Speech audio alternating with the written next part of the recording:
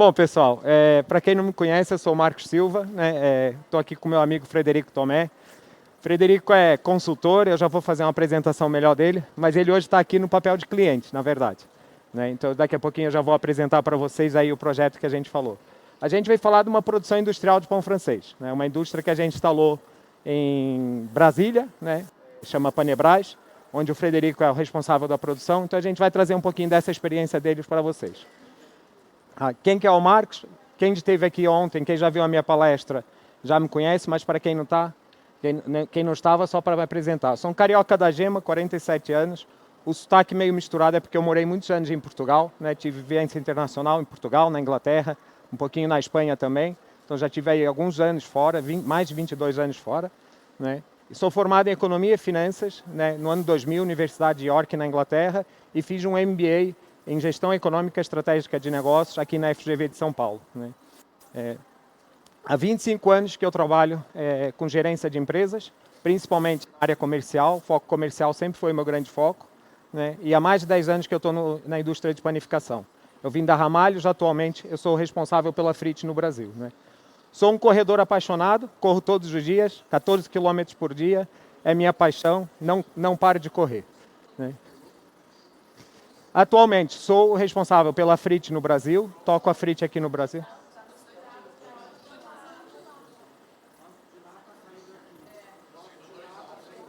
Pessoal aí da produção precisa de ajuda aqui.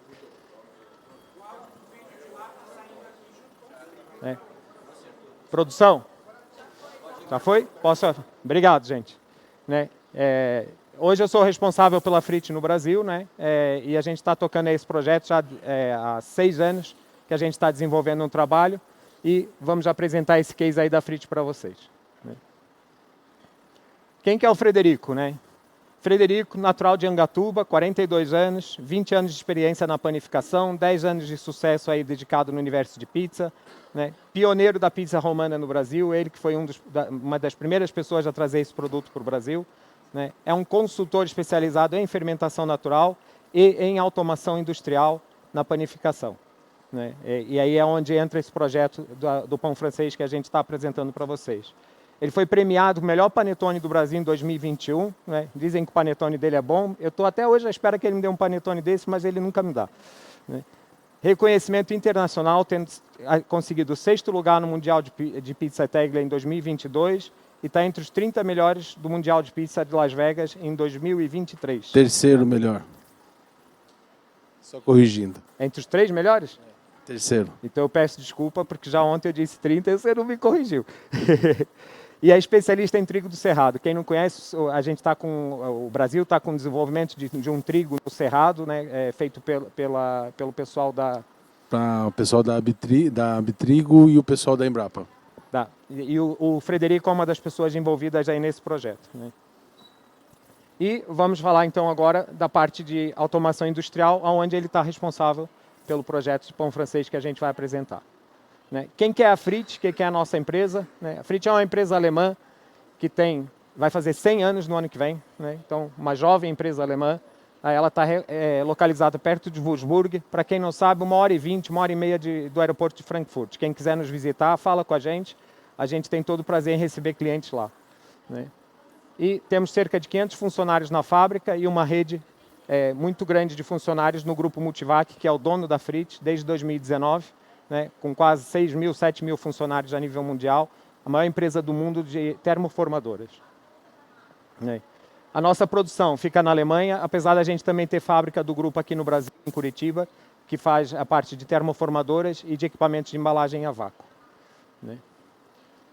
O que a Frit faz? Desde padarias artesanais, produções mais industriais, produções semi-industriais, pães, folhados, croissants, né, os pães boleados, os pretzels, que é uma grande especialidade da Frit, né, pães de alta hidratação, de longa fermentação, pizza, os croissants de novo, né, os cinnamon rolls. Todo tipo de produto que eu faça a partir de uma massa laminada, eu vou conseguir produzir, desde a pequena produção até a produção industrial, com uma linha da Frit. E, claro, o nosso pão francês. Até aqui, um pouquinho aquilo que a gente faz, que a gente já foi falando. Né? Mas mais importante é passar o vídeo para vocês verem o que a gente é.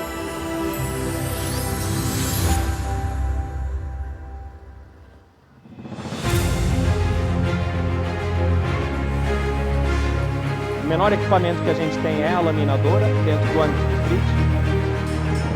Trabalhamos com laminadoras automáticas, nesse caso aqui uma laminadora até 20 kg de massa que a gente pode produzir de cada vez. A gente tem um grande foco em qualidade e a gente tem na parte de laminação e de produção uma versatilidade muito grande de produto. Você consegue configurar uma linha para trocar de produto em 5 minutos e numa mesma linha produzir 10, 15, 20 produtos diferentes. A grande característica é manter a qualidade artesanal do produto, mas entregando numa escala média ou larga de produção.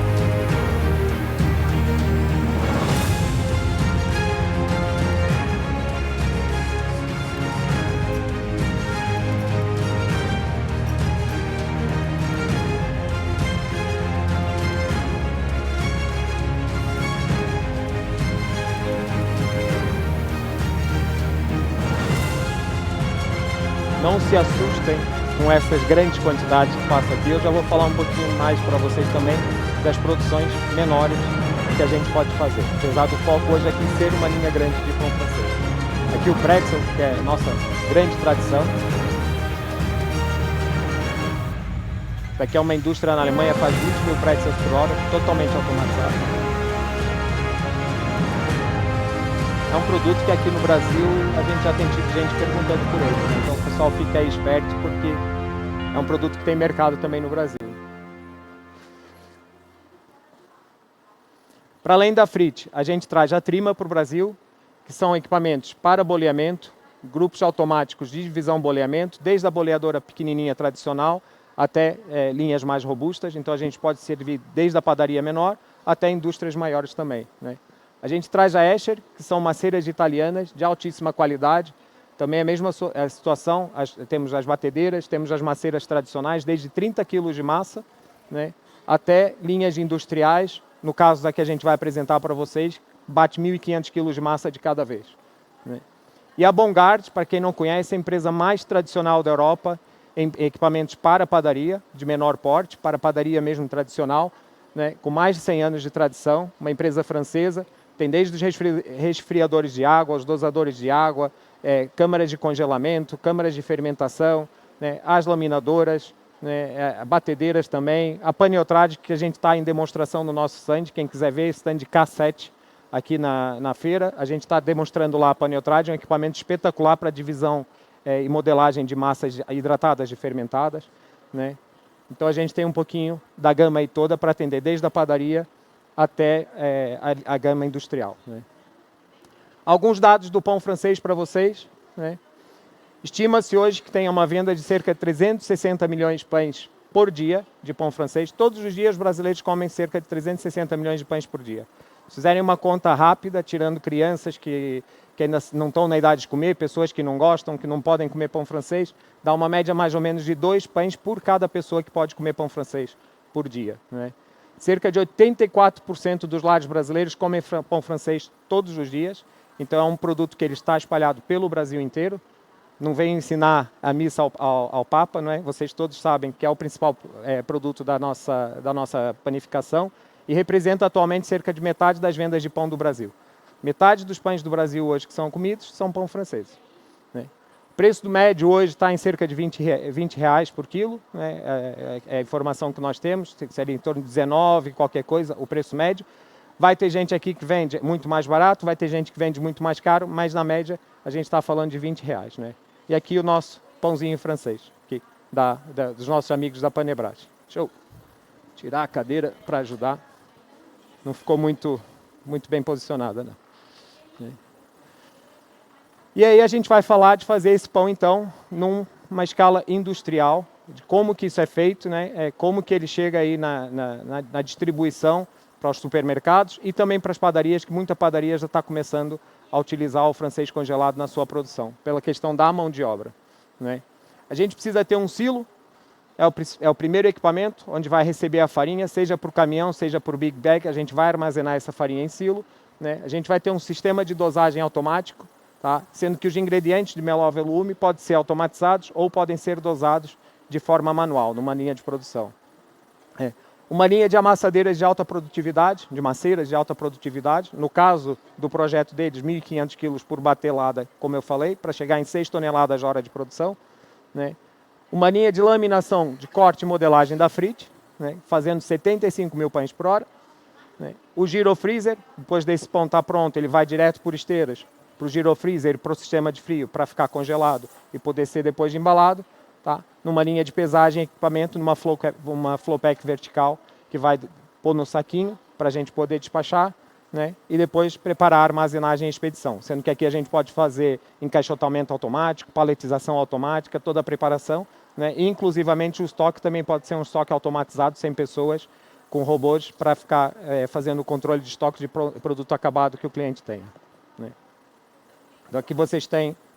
Puxa aí a cadeira, por favor, Fred. Né? Tem ali a empacotadora, tem aqui o girofreezer, a parte de silagem. Essa silagem é lá da Panebras, um pouquinho antes da obra acabar, então ainda está ali um pouquinho bagunçada, né? Mas a gente tem. Isso daqui é mais ou menos o projeto que a gente faz. Né? Lá na ponta, onde está o Frederico, ali é a zona de silagem. Tá? Então a gente vai dosar automaticamente dessa zona de silagem. O produto vai vir todo dotado, sistema de vácuo, para colocar a farinha e a água, o gelo, tudo dentro desse sistema de 3 maceiras que está aqui. A gente bate a farinha aqui para preparar a massa, em torno de 11 minutos de batimento, não é? É em torno de 11 minutos, assim, só um adeno. Pessoal, bom dia, agradeço estar aqui pelo convite mais uma vez. Uma coisa importante na indústria, as pessoas falam, eu vou poder misturar a farinha? Sim. Se você olhar o diagrama disso aqui, ó, armazenamento, armazenamento, armazenamento. Nós temos uma convecção no centro, que é a balança principal.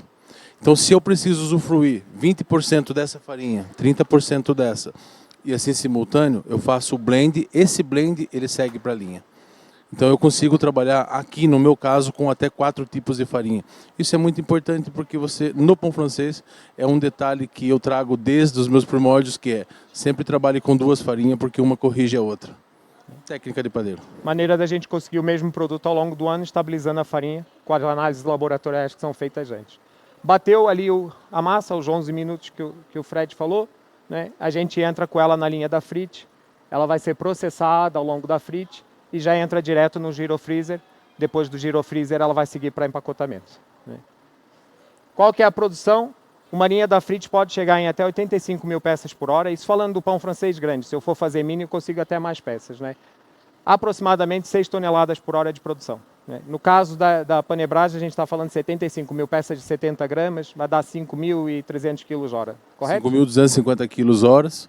O padrão lá é a média de 70 gramas, para o pão finalizar com 55, 57 gramas final. Aqui em São Paulo já tem uma atuação do pessoal trazendo pão de 90 gramas, mas aí é muito esporádico. Tem algumas empresas que fazem pão de 90 gramas, mas é esporádico. Mas o normal é o pão de 70 gramas, 65 gramas.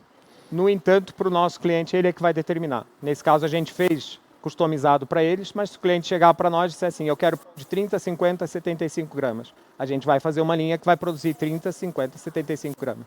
Se quiser o pão de 90 gramas que ele falou, a gente vai fazer o pão de 90 gramas. O cliente é que vai determinar. A característica do pão, se tem 2 voltas de meia, 3 voltas, o cliente que vai determinar, a gente vai customizar a linha para produzir o produto dele. Né?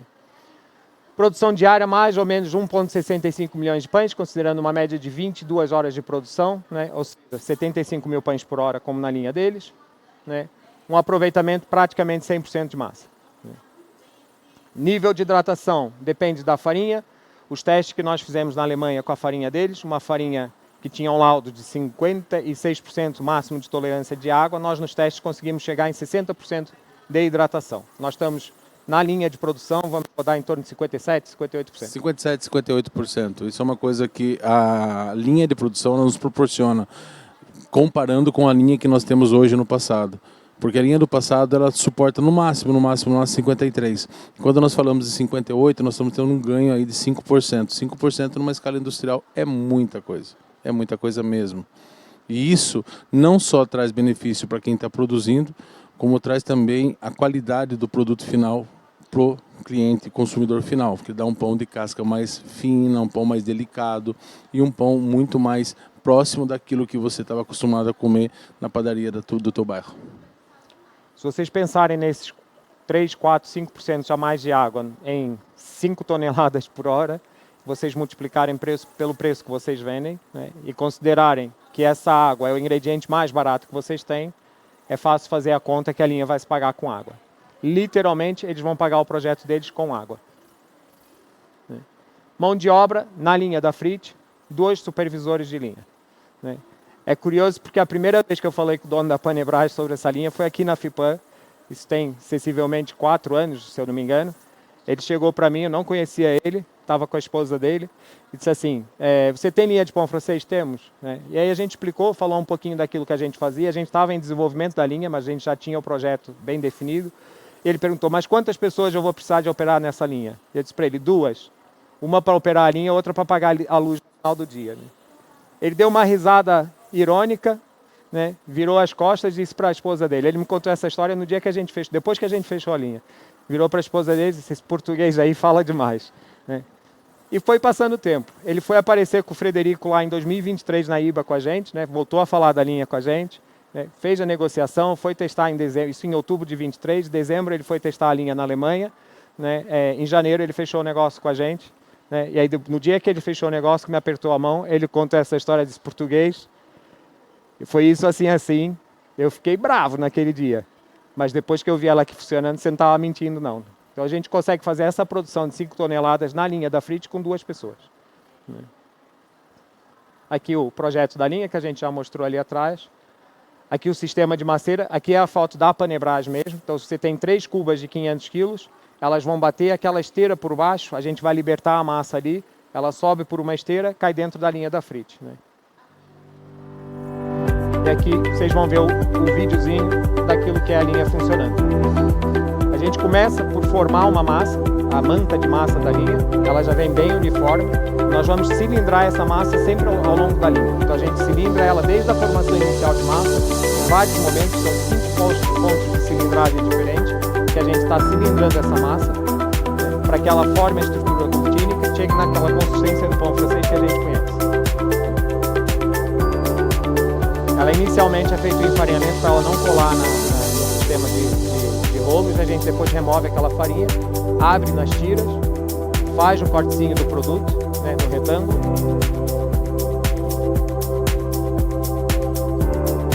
E a gente entra no sistema de modelagem. Sai ali os 75 mil pãezinhos, direto no girofreezer dele. E esse é o resultado que a gente obtém. Pão de alta qualidade, alto volume de produção e, acima de tudo, com uma competitividade de preço grande. Muitos de vocês serão donos de padaria e vão dizer assim, isso não é o meu mundo. Tá? Mas vocês têm de pensar que a cabeça do padeiro de vocês hoje tem cabelo branco. Tá? Daqui a 5, 10, 20 anos, quem vai trabalhar na padaria de vocês para fazer pão? Isso é uma realidade que lá fora já existe. As padarias não têm mais produção. Eles compram o produto, eles finalizam o produto, eles vendem para o cliente final. Então, se vocês hoje não têm essa realidade, podem ter certeza que daqui a 10, 15, 20 anos, isso provavelmente vai ser a realidade de vocês. Vai ter uma produção dessas, ou de vocês mesmos, uma produção centralizada que vocês fornecem para 5, 6, 10, 15, 20 lojas, ou vocês vão comprar de um fornecedor terceiro para poder vender para o cliente de vocês. Porque, pura e simplesmente, não existem padeiros. Hoje o mercado não tem padeiro. É raro o padeiro de 20 anos que vocês encontram dentro de uma padaria. E agora a gente vai entrar aqui, o Fred vai explicar um pouquinho como que foi esse processo todo, como que a gente chegou ali. Acho que agora é melhor a gente puxar a cadeira de volta. Como que foi esse projeto, da perspectiva do cliente, de montar esse projeto. Eu vou pedir desculpa que eu tenho aqui algumas perguntas na minha colinha, para não esquecer daquilo que eu quero falar com o Fred. Bom, pessoal, eu acho que é assim. Primeiramente, eu sou apaixonado por pão. Sou apaixonado por pão francês. Minha formação não condiz em nada com o que eu faço. Eu sou formado em fisioterapia, alguns amigos brincam que eu faço massoterapia em pão. Quando eu comecei no pão francês. Sou dono de padaria e eu falei, eu quero fazer o melhor pão francês. E aí foi quando começou a brincadeira. Só que eu também fui dono de padaria e sofri nesses anseios como mão de obra. Eu comecei a estudar um pouco mais sobre a automação de produção de pão francês. Eu comecei fazendo pão francês com uma divisora de 30 pedaços, passando manualmente numa modeladora. Muitos de vocês já sabem o que é o que eu estou falando.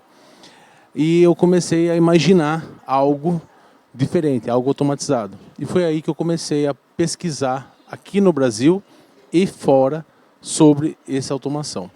Essa brincadeira se deu ali por volta de 2008. Em 2025 agora estamos aqui num congresso da FIPAM que muitas vezes eu vim como espectador, hoje eu estou falando. Então eu falo que o céu é o limite quando você tem um sonho e quando você faz o que gosta. Sobre o projeto Panebras. O projeto Panebras, quando eu conheci, ironicamente eu conheci o Sr. Jurandir um dia antes de embarcar com ele para a Alemanha. Foi um negócio muito engraçado. Eu olhei a produção, ele tem uma produção muito robusta, tem uma quantidade muito significante de produção diária. E eu olhei a produção dele e eu visualizei uma padaria gigante. E aí eu virei e falei assim, essa é a pessoa certa, no momento certo, para iniciar um trabalho que já vinha sendo feito há muito tempo no Brasil, só que pouco divulgado. Ficava na mão de 2 ou 3 indústrias grandes. Isso não estava sendo divulgado para o grande público. E aí, juntamente com o Marcos, fomos para a Alemanha, mostramos tudo que o Marcos falou para vocês já, e o negócio começou a ganhar robustez. Isso é um caminho sem volta para a indústria da panificação. Não tem volta.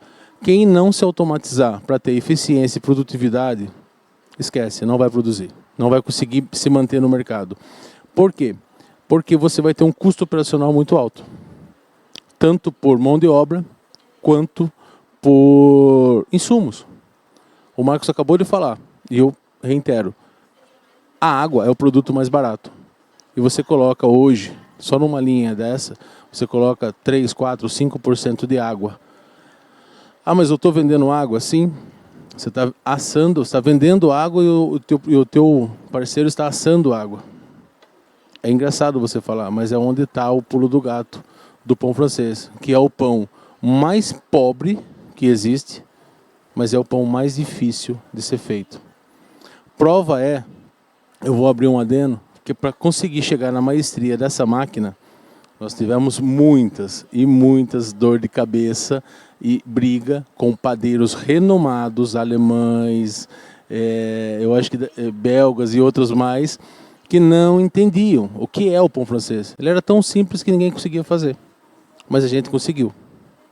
Então, isso é um patrimônio nosso. E se a gente está começando a aprender a comer pão, eu acho que a gente tem que se orgulhar, porque o pão francês, por mais que não leve o nosso nome, é o pão mais brasileiro que existe no mundo.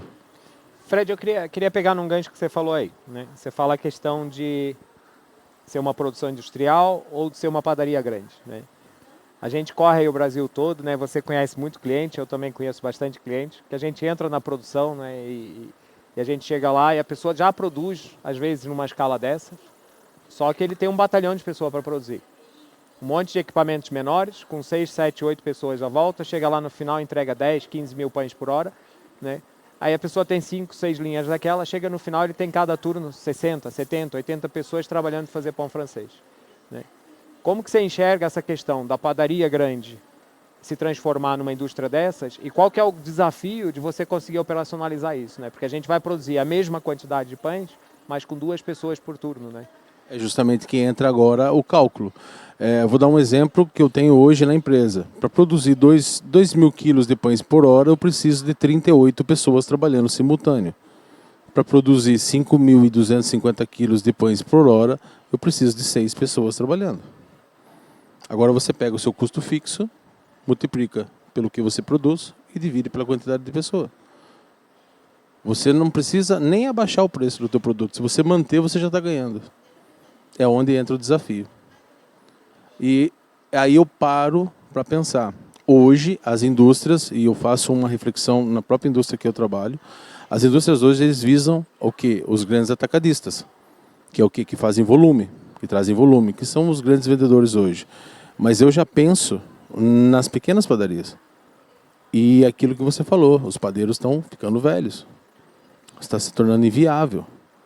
Então isso eu penso que é o futuro, é você também olhar e você analisar o a pequena padaria, que vai ter aquele produto, que vai vender aquele produto.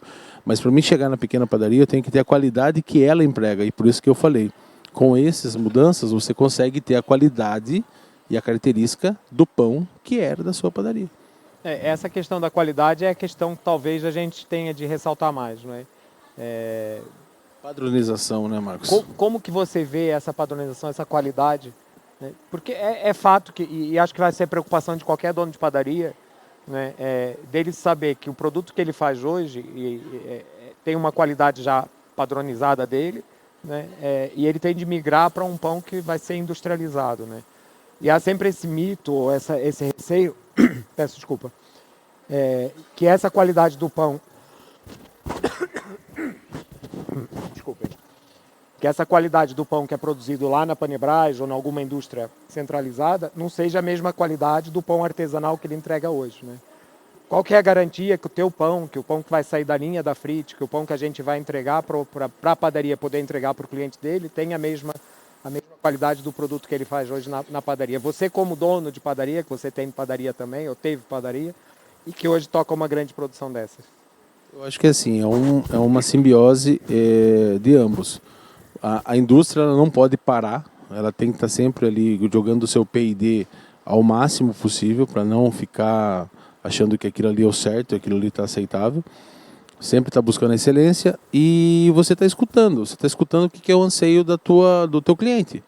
Que, como o dono de padaria escuta o anseio do cliente que quer um pão mais moreno, um pão mais claro, um pão maior, um pão menor, a indústria também tem que escutar esse anseio do varejo, que a gente chama o varejo, que é as pequenas padarias. Então eu acho que a garantia posso falar para você que é você ficar buscando o melhor todo dia. Não existe uma garantia. Como o dono de padaria também não abre padaria tendo a garantia que vai ter o melhor pão. Ele também tem as intempéries que vai dar algumas mudanças. Eu sempre brincava, quando eu tinha uma padaria eu falava, eu tinha obrigação de fazer 27 dias do mês um pão perfeito. 3 dias ou no máximo 4 dias eu deixava para as intempéries que tem, temperatura, ambiente e tal. Então, na indústria é a mesma coisa. Porém, na indústria o controle é muito maior disso daí. Então, essa já se dá uma garantia do produto final. As intempéries de ambiente, de fermentação, essas coisas, você acaba jogando para a padaria. Mas a matéria-prima em si na indústria, ela tem um controle muito maior do que na panificação. E isso garante uma qualidade do produto. Mas o legal é que nessa produção industrial você consegue pelo menos entregar o pãozinho congelado lá na padaria sempre com a mesma qualidade ao longo dos 30 dias. Sim, isso é uma das grandes vantagens. Principalmente na parte de matéria-prima, de produto pronto. Porque não adianta nós falarmos aqui que nós estamos finalizando o processo do pão congelado. Nós temos que ter consciência que nós produzimos apenas 35% do processo. 65% do processo ele é feito extra fábrica. Na padaria. Na padaria ou no ponto de venda ou em qualquer outra coisa. Então nós temos que ter nós temos a obrigação de dar a garantia de um bom produto, mas nós temos que ter também esse andar lado a lado, informando, treinando, deixando disponível ali toda a parte de assessoria para que a pessoa finalize o pão de uma forma correta. Agora, a garantia que vai sair o mesmo pão é muito maior na indústria do que na padaria. Isso pode ter certeza, porque os níveis de controle de uma indústria é muito maior do que o nível de controle de uma padaria. Um exemplo que eu posso dar. Quantos não chegaram no fundo de padaria? O Luiz pode nos relatar isso. Qual que é a sua medida? É uma lata. Qual que é o fermento? Não, eu tenho uma medida muito boa. Em dias frios eu uso um pacote, em dias quentes eu uso meio pacote. E na indústria não existe isso. Então eu falo que a garantia do produto é muito mais fidedigna do que numa padaria. Só que o legal é que sim, os dias quentes e frios, quantidade diferente, porque ele tem temperatura diferente, mas na indústria essa temperatura é padronizada, é controlada, né? O tempo todo. Isso daí, o controle é muito, muito melhor. Então você tem uma garantia de receber o mesmo produto. Se você tem um processo para fazer a finalização, com certeza você vai ter sucesso aí. E o nível de 23 pode se tornar até 29, quem sabe até 30, e deixando só um dia de quebra. Uma pegada que eu achei legal lá da Panebrás, né, seguindo as redes sociais de vocês bateram muito nessa tecla, até antes da fábrica iniciar, é a questão de vocês fazerem o primeiro pão de nível industrial do Brasil feito com massa madre. Né? Sim, eu acho que é assim. Isso é um projeto que eu idealizei lá e eu tive sucesso. É você conseguir colocar algo numa commodity, você agregar valor. Eu fui questionado no primeiro momento, dizendo que por que eu vou colocar valor, que eu vou colocar atributo num produto que não vai me dar retorno no momento. E aí se você olhar para outros lados, se você olhar, não vai te dar, ok, você está pondo um valor acima, que a massa madre ela vai encarecer, ela é um produto a mais. Porém, você se torna diferencial no mercado e você consegue colocar um valor a mais no teu produto. Então você não está vendendo o produto, você está vendendo um conceito. Quando você vende um conceito, ele se torna intangível de você mensurar o preço. Então vou dar só um exemplo. Se eu gasto hoje, assim, ludicamente, se eu gasto 20 centavos para mim produzir, para mim inserir 20 centavos no quilo do pão para mim inserir esse produto, e eu consigo subir 40 centavos, eu estou ganhando 20 centavos. Mas o que me preocupa mais é a questão, você está com maior preocupação de jogar uma massa madre, fazer um processo mais longo, um produto com uma qualidade maior, né? Um produto que às vezes até a própria padaria não faz, porque são poucas as padarias que usam massa madre no francês, não é? E aí você joga ele dentro de uma linha industrial, né? Uma linha que vai processar o produto em forma industrial. Isso não vai destruir o trabalho que você fez? Não, porque justamente é o cuidado que a Fritcher tem. A Fritcher, uma das premissas dela é manter a parte artesanal em evidência. Então não vai mexer em nada no processo. E sem falar que a incisão da massa madre nesse produto, que é um produto que é altamente comercializado, você vai ter vamos falar, o ganho, que é o ganho financeiro, mas você vai ter também ganhos nutricionais, ganho de saudabilidade e outras coisas. Você tem um ponto a mais, você está enriquecendo aquilo que sempre foi, você está indo ao contrário do que o pão francês foi criado. Quando o pão francês foi criado era com 5, 6 produtos, hoje é com 3 produtos. Aliás, era até mais, né? Porque tinha banha, tinha outros produtos que enriqueciam a receita. Eles foram tirando. Hoje a gente está o quê? Fazendo o contrário, enriquecendo, porque a população quer isso. A população está aprendendo a comer pão de uma forma diferente. Então eu acho que assim, a industrialização não mexe em nada com isso. Você inserir hoje uma massa madre, você inserir uma enzima, você inserir uma tecnologia no produto, não mexe em nada. A industrialização só ajuda. Ela vai padronizar ainda mais o seu produto final. Você fala muito aí da questão do brasileiro estar aprendendo a comer pão, né? Você tocou nesse assunto várias vezes aí ao longo daquilo que você falou. E aí eu te pergunto, tudo bem, né? Eu joguei o pão lá numa linha industrial, eu fiz uma grande quantidade, a gente padronizou, tem um produto melhor, eu estou pondo massa madre. Mas isso é tudo muito bonito na teoria, né? E os clientes deles, o que eles dizem? O que o cliente está dizendo? Qual que é a receptividade? Qual que é a comparação? Ele diz, não, esse pão é congelado, eu não quero. O que você enxerga disso do público final? Porque esse é que interessa, né? Isso é o que vai nos pôr dinheiro no bolso. Isso não é fato. Não adianta você ter tudo lúdico, lindo, maravilhoso, mas você levanta o seu ego, mas seu bolso tá falido. Eu posso dizer com experiência própria hoje, falando em nome da Panebras, o que nós conseguimos adquirir no decorrer de um ano tendo esse projeto. É gratificante você ver a satisfação do cliente. O cliente ele fala, eu estou comendo algo que foi cuidado, não é apenas um pão francês, é algo que foi cuidado, algo que foi pensado, foi colocado algo a mais. Então ele entende isso como um carinho, e eu acho que isso é muito benéfico, nesse sentido. Vamos voltar um passo atrás, né? A gente falou aqui bastante do produto, né? Falou bastante aí do que está ali montado, mas como foi chegar naquilo? Qual foi o desafio de montar aquela indústria? Qual foi o desafio com os fornecedores? Qual foi o suporte que o fornecedor deu para vocês? Eu acho que é assim, eu acho que não teve desafio, eu acho que teve só, não tô sendo demagogo, mas foi prazeroso, porque foi uma junção de aprendizado desde o primeiro momento, no início, em 2023, quando foi cogitado em comprar a linha, o desafio foi levar a farinha, mas porque eles exigiram, olha o nível de preocupação que os alemães tiveram. Eles exigiram que levassem a matéria-prima do Brasil para ser feito um teste mais fidedigno possível. Isso foi feito em dezembro. Depois, efetuada a compra, os prazos foram todos cumpridos com maestria. Fizemos a montagem, adaptamos tudo. Tivemos uma equipe que eu brinco, a projeção era para ser feita em 15 dias, né, a montagem? Era para ser feito em 15 dias. No 22 quinto, dias. 22 dias. No quinto dia eu ligo para ele e falo, Marcos, o pessoal vai ter que arrumar alguma coisa para fazer porque já tem que mandar outra equipe, porque já foi terminado. Então, eu não tenho nada, eu acho que desafio não teve, acho que foi muito prazeroso participar de tudo isso e ter isso como referência.